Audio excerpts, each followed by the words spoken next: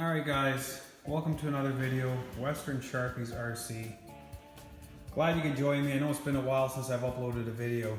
I've been super busy making things for some customers. Haven't had much time to work on much of my own stuff or really get any runs out.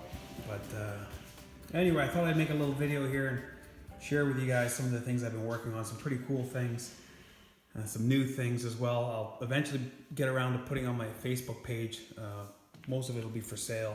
The batteries, some of this stuff here, the milk crates, the wood shipping crates. But I just wanted to go over them in a bit of detail, kind of just make a video here and share with you guys some of the things because there's a bit to go over here. But anyway, the first thing here, I'm just using the Worminator to display these batteries. But I made some little 12 volt. I guess these are probably more car batteries, but I mean, if you really wanted to get technical, yeah, it's not a truck battery, but it's pretty cool looking. And what I've done here with a couple of them, at least here in North America, most of the semis are run on a 12 volt system. So I've just taken two and then run them in parallel, which is kind of how I remember them being on my truck. So you can see here. And then I made this little battery tray, just designed a little 3D printed one here. Turned out pretty good. So the batteries fit in there pretty good. I made them in black and then that maroon color. And then ideally what I wanted to do was to stick them on the globe liner right in there. Usually you see them between the tank and the fender on the frame there, somewhere in there, or in the steps in a battery box. Now I know a lot of guys are going to say, yeah, they're usually covered up, but what fun would that be, hiding all those details? So, or if you work for a low budget trucking company like I used to, a lot of times the lid would go missing and then it would never go back on. So that's what I wanted to do, was stick it in there, but because of the shorter frame I won't be able to. But anyway, if you got a longer frame semi, like I know a lot of guys do, they got the extended frame rails, you might be able to use something like this should you want to pick something like that up. Just, I mean, you could mount this somewhere else, but for me I kind of wanted to put it over there. So anyway, this will be available on my page when I finish up making the jumper cables in this scale here. But I think for now what I'm going to do is just stick these on the Worminator like that. I can't wait to get this thing going. This thing's been on the shelf for years. But anyway, like I was saying, got the little jumper cables here that I'm working on. Unfortunately, with the FDM printing, you don't really capture the details as well as you do on, say, a resin printer. But that's why I made some here in a 6 scale, just so I could, you can see the difference here. Just so I could use these jumper cables and make them functional. I was able to get a little nut and bolt in there. So these ones, they don't have a spring kind of action to them. That's just too much, but you can still just put them on the terminal like that, and that looks all right. Push them together. So I got a couple of those. And the nice thing about this wire here is it's attached, the black and red, then you can just kind of splice it a little bit and use what you need for the handles. So those turned out all right. I don't know yet what I'm going to do for these. That's like 30 gauge, so ideally I'd like to find something a little thinner for these here. But like I was saying, because they're so small, I wasn't really able to get a nut and bolt or anything in there. It doesn't even print that little hole. So I just CA glued them together.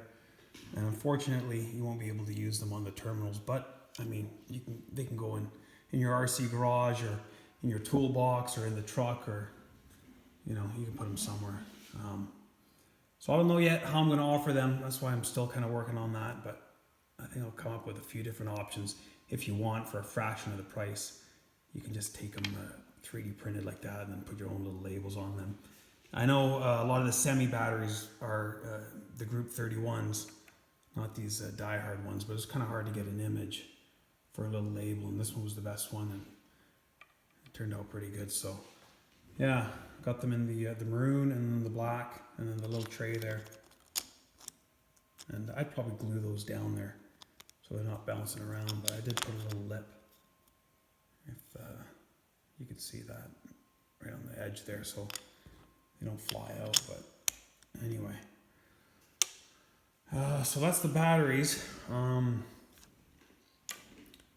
Had a couple guys ask me for some the things that I make in a 10 scale, and I try not to make all these different scales just because there's so many different things I make, and then next thing you know you're making them in all these different scales and it becomes a kind of a pain in the ass. But anyway, I did a few things. Working on this vise right now. There you can see the difference, 14 and 10 scale, and a milk crate and a 5-gallon bucket. And then I'm working on this little Coleman cooler. Not really working on it much, I'm just printing it. It was a Thingiverse print, but it's pretty cool actually. You can see all the little details on the lid there for the drinks. So I got that going on.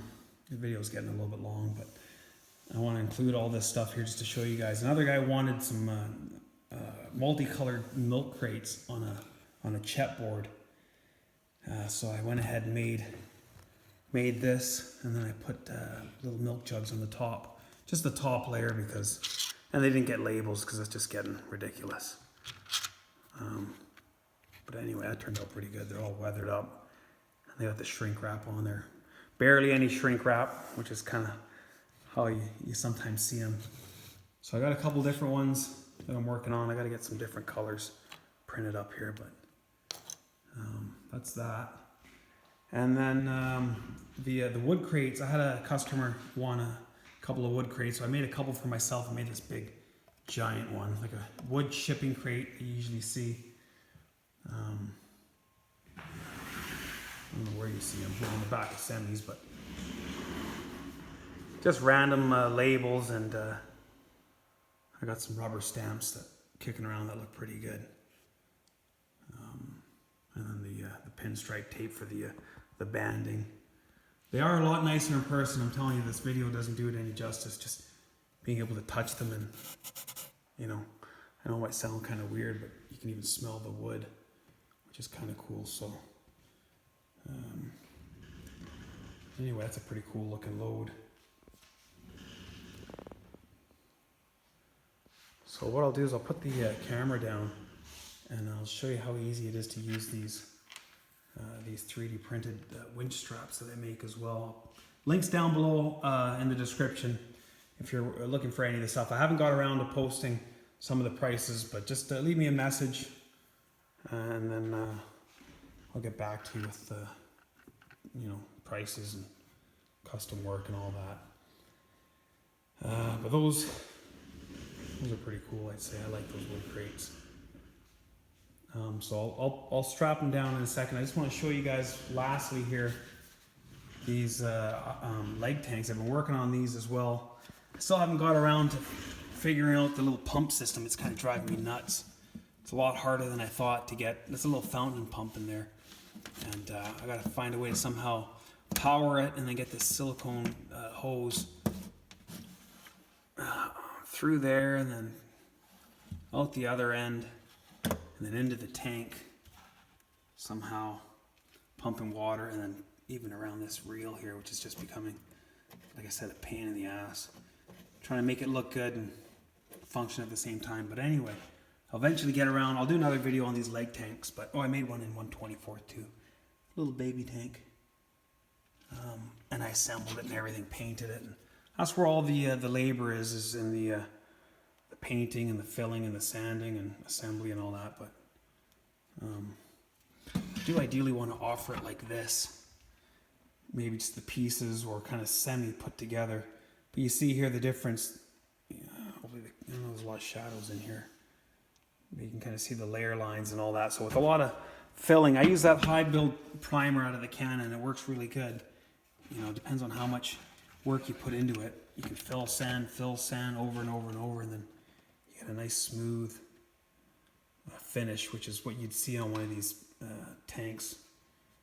Now you'd think that they'd be, or you could store liquid in them because they're plastic, but actually the PLA material that the FDM printer uses isn't actually waterproof or anything. It's actually quite porous. So I went ahead and I filled resin in a couple of these This one's a little heavier because it's got the resin in there. You probably won't even be able to see it in there.